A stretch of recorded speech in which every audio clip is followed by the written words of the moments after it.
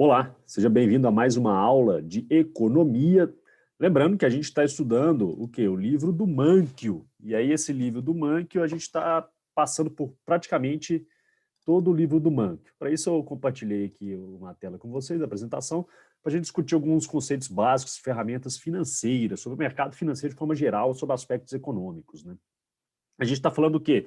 A gente está falando da parte 9, que é justamente a economia real de longo prazo. A gente já viu anteriormente, falando sobre essa economia de longo prazo, e agora a gente está, crescimento econômico, o que gera o crescimento econômico, e agora um pouco sobre finanças e depois sobre desemprego, né? E aí, basicamente, é o quê? O capítulo 27 sobre ferramentas financeiras. Bom, finanças é o quê? Finanças é uma área que estuda essas tomadas de decisões de alocação de recursos das empresas.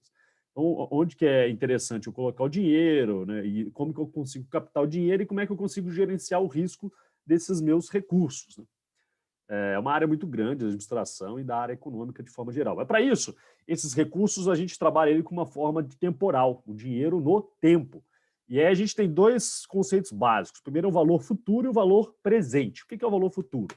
O valor futuro é o seguinte, imagina que eu tenho ali uma linha de tempo, então, como a gente trabalha dinheiro no tempo, existe um pressuposto na economia e nas finanças que o dinheiro em tempos diferentes tem valores diferentes. R$ 100 hoje é diferente de R$ 100 amanhã, por questões de taxa de juros, poder de compra e inflação, né?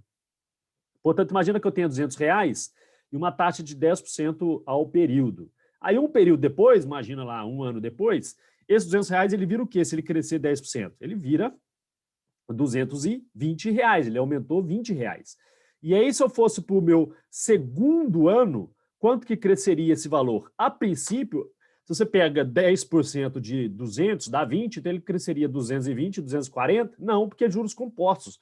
Ou seja, agora vai ser 10% em cima dos 220, que nada mais é do que eu peguei lá 10% em cima dos 200, aí me dá os 220, e agora eu coloco mais 10% em cima desses 220, né?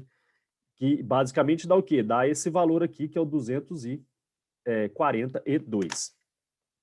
Portanto, o próximo é o quê? O próximo, olha lá, 10% em cima dos 242, dá 266. E assim por diante, até o período 4 aqui, só para a gente ver. Olhando então, o que, que acontece? Eu estou multiplicando cada vez mais esse 1 mais 10%, que é o valor acrescido de 10%. Ó. Portanto, eu posso generalizar essa fórmula como? Que o valor futuro, future value, vai ser o valor presente, o present value, no caso dos 200, 1 mais i, que é essa taxa de 10% aqui, elevado a n. Aí, nesse caso aqui, 1, 2, 3, 4 vezes, né? Então, elevado a 4, porque aqui o período é 4. E aí eu consigo descobrir com essa fórmula, eu consigo descobrir o quê? Os 292,82. E o valor presente é a mesma coisa, só que agora eu faço o processo inverso. Eu joguei lá no 4, 200, eu vou trazer 4 anos para trás, vou puxar o valor presente dele. O que significa isso? Significa que naquela fórmula só inverter, né? O valor futuro é o valor presente vezes 1 mais i elevado a n. Agora, o valor presente é o valor futuro dividido, não vezes, dividido por 1 mais i elevado a n. Portanto, é o quê? 236,60 fazendo por essa forma. O que significa isso? Que se eu colocar 10% em 236, ele vem para o número aqui. Se eu colocar mais 10%, ele vem para outro número. Mais 10%, ele vem para outro número. Se eu colocar mais 10%, aí ele vem para 200. Ou seja, são juros compostos de 10% em cima do 136 durante 4 períodos. Dessa forma, o valor presente, esse que eu acabei de mostrar, é o montante do dinheiro que seria necessário hoje para produzir a taxa de juros vigente de certo montante no futuro. Então, no futuro era 200, quanto que para chegar no 200 eu preciso hoje? 136 em alguma coisa. E o valor futuro? É o montante de dinheiro no futuro que o montante de dinheiro hoje vai render dada a atual taxa de juros. Poxa, então um valor hoje que se eu capitalizando ele vai dar aquele valor do futuro, né? A composição é esse valor que está aumentando no período, essa acumulação de dinheiro. Dessa forma, esse dinheiro ele tem um risco, e esse risco gera o que a gente chama de aversão ao risco. Então, a teoria financeira estuda por meio da função de utilidade, que é uma forma subjetiva aí de avaliar o bem-estar, né? E aí, o que eles percebem? Que quanto mais rico você é, um acréscimo de R$ 1 na sua renda começa a ter um impacto pequeno no quê? Na sua utilidade, no seu bem-estar. Imagina que você tem uma renda lá de 120 mil reais por mês, se eu aumentar mais R$ 1, 121, você não vai ter tanto ganho de utilidade assim. Agora, se a sua renda é de R$ 1.000, ela vai para R$ 2.000, mesmo os 1.000, você passa a ter um ganho grande de utilidade. Por isso essa curva ela faz isso, né? E aí a perda de utilidade então, ela é muito maior do que o ganho de utilidade, que é aí que está a aversão ao risco. Geralmente, o ganho não te proporciona tanto bem-estar, mas a perda te destrói muito o bem-estar, né? Justamente porque essa versão, a gente tem a versão. Se a gente ganha 10%, beleza. Se a gente perde 10%, a gente fica muito pior. E aí entra o quê? Para diluir esse risco? Entra os mercados de seguro. O que ele faz? É uma instituição que gerencia risco de forma geral, né? E, na verdade, ela vai gerir como? Ela vai distribuir esse risco de forma eficiente. Ou seja, ela vai pegar dinheiro de todo mundo que quer o seguro e aí ela consegue gerir aquelas pessoas que vamos supor, caso de carro, né? Então, umas pessoas que batem o carro é uma minoria. Então, ela pega dinheiro de todo mundo e aí aquelas poucas pessoas que bateram o carro, ela cobre ali um acidente do carro. Portanto, você passa a ter essa proteção. Só que tem uns problemas. Primeiro, seleção adversa. Se ela não fizer uma seleção bem feita, o que costuma acontecer? Pessoas de alto risco têm maior probabilidade de contratar seguro. Vamos imaginar um seguro de saúde. Quem vai contratar um seguro de saúde? Uma pessoa de 20 anos, supernova, esportista? Geralmente não. Quem vai contratar seguro de saúde é uma pessoa que está debilitada, está ruim, já está mal. Então, essas pessoas ela tem uma chance maior de usar o seguro, logo o seguro cobra mais caro delas, né? E aí gera essa seleção adversa. Outra coisa é o risco moral. Quando você contrata o seguro, o que pode acontecer? Você começa a ficar mais tranquilo, aí você, se eu bater o carro, então não tem grana, o seguro cobre, então você não se preocupa tanto em bater o carro, com a saúde, não sei o que, com a sua casa. E aí você começa a abrir mão de algumas preocupações que você teria se você não tivesse seguro, né? Além disso, além da seguradora que vai te proteger, a gestão de risco, ela cobre o quê? Ela cobre uma forma que a gente chama de diversificação. Ou seja, se você investe o seu dinheiro em ativos de risco, como que eu consigo diminuir esse risco? Ao investindo mais do que um ativo. A gente até brinca, coloca os ovos em mais de uma cesta, que caso a cesta caia, você não perde todos os seus ovos, né? Se tiver todos numa cesta, aí caiu, você perdeu tudo. Coloque mais de uma cesta. E isso é o quê? Isso é o fenômeno da diversificação. E ela reduz o seu risco de perder tudo. Ou seja, você quer pegar seu dinheiro? Investe em Petrobras, Vale, Cosan, em Minas, Braskem. E aí, se caiu as ações da Petrobras, você não perdeu tudo, só com as ações que é parte do seu dinheiro. Agora, se você investe tudo na Petrobras e as ações da Petrobras caem, você tem uma perda geral, né? E agora, esse risco ele tem um detalhe, ele tem dois componentes. E esse risco ele é mensurado pela variação, pelo desvio padrão. Depois vocês olham o livro, ele especifica bem. Que o retorno é a variação percentual e o risco é quanto que essa variação percentual oscila no tempo. Geralmente é o desvio padrão, é uma das medidas, tem diversas outras. E aí esse risco ele tem dois componentes ali. Se eu falar, Petrobras tem um risco de 30%. Daqueles componentes, dos 30%, ele tem dois componentes. O primeiro componente é o risco da empresa. Outra coisa é o componente do risco do mercado. E aí o que acontece? Imagina que eu estou investindo em uma empresa só, que é número de empresas, uma empresa. O risco é de 49, né? Total. E aí, se eu invisto em duas empresas, aquele risco cai, né? Cai. 3 empresas, cai mais. 4 empresas, cai mais. Aí, à medida que eu vou aumentando o número de empresas, ele vai caindo. Até que ele repara que ele começa a cair menos, né? A derivada aqui, ó, ela vai diminuindo, né? Mesmo aumentando uma unidade aqui, ó, o espacinho que ele vai caindo cada vez menor. Ou seja, ele chega, ele tende ao limite a esse valor aqui de 20. Logo, desses 49, 29 é específico da empresa e 20% é do mercado. Você não consegue reduzir mais esse risco. Você pode colocar N ativos, né, uma quantidade grande que já atingiu o risco de mercado. Então, a gente fala que essa diversificação ela consegue reduzir somente os riscos das empresas, específicos das empresas, porque o do mercado é impossível você conseguir reduzir, porque aí já envolve, né, questões do mercado nacional.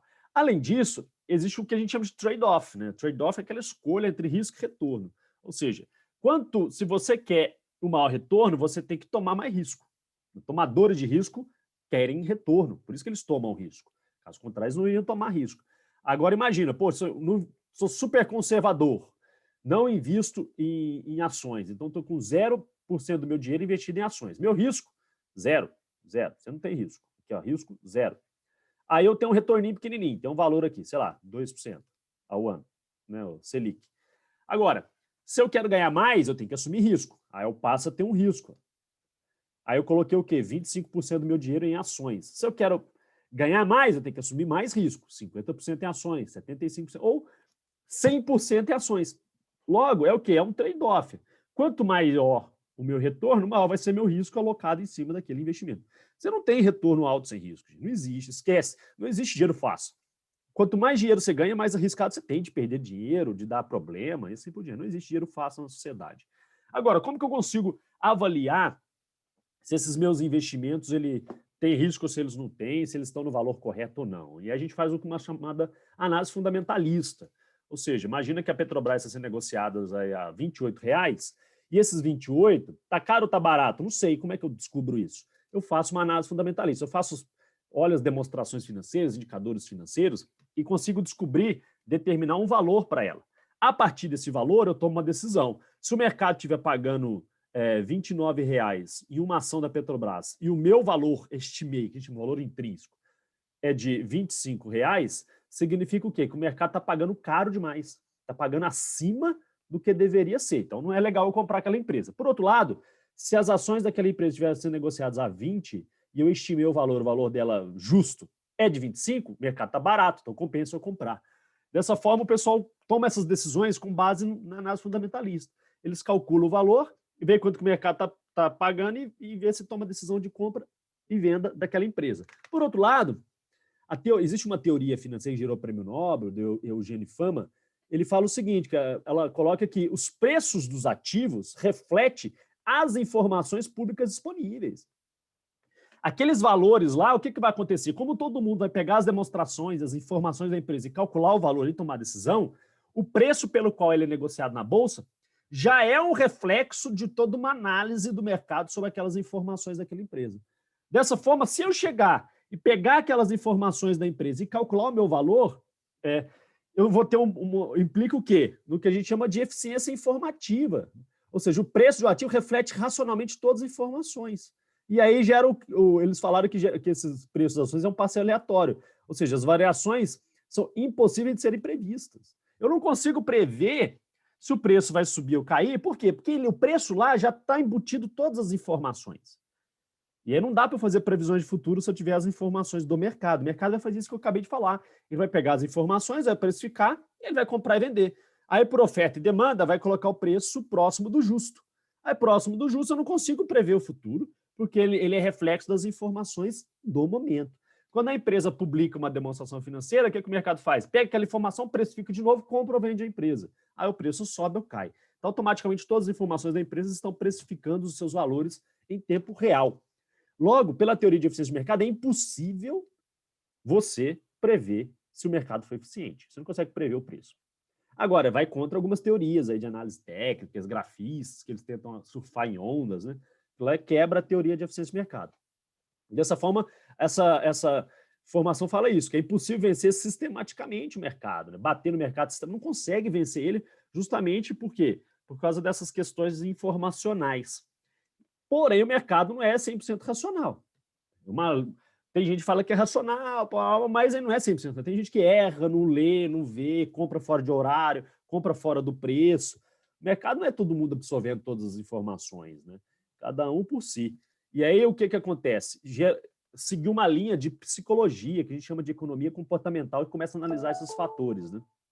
Dessa forma, a gente tem lá, o Keynes ele fala que os investidores são movidos por instintos animais, e o Greenspan fala que, às vezes, dá uma exuberância irracional quando gera um boom na bolsa, né? A pessoa começa a comprar demais, o preço sobe, isso é uma exuberância irracional. E aí essa irracionalidade do mercado gera o que a gente chama de bolha especulativa. Imagina que o preço da Petrobras, eu calculei, é 25, está 35 e o pessoal está comprando e está subindo. Aí está o quê? Está com bolha, gente. O preço é 25, por que está lá em cima? Dadas informações agora. Porque as pessoas acreditam que no futuro, ela vai ter benefício. E aí o mercado ele faz o seguinte, ele olha muito para frente e começa a acreditar muito na empresa, por isso que ele compra hoje. Olha o caso da Tesla. Se você olhar a Tesla, as demonstrações financeiras dele é tudo vermelho, não dá lucro, não dá nada. Porém, o mercado paga muito por ela, porque ele está acreditando olhando lá na frente. Né? Está vendo que as ações da Tesla é uma empresa inovadora de energia, de carro, não sei o quê, ela vale muito mais do que GM, Ford e demais. Por isso o mercado acredita nela. Tudo bem, pessoal? Então, a gente viu um pouco aí sobre as ferramentas do mercado financeiro, de finanças, e aí a próxima vai falar sobre desemprego. Ok? Então, abraço, até o próximo vídeo.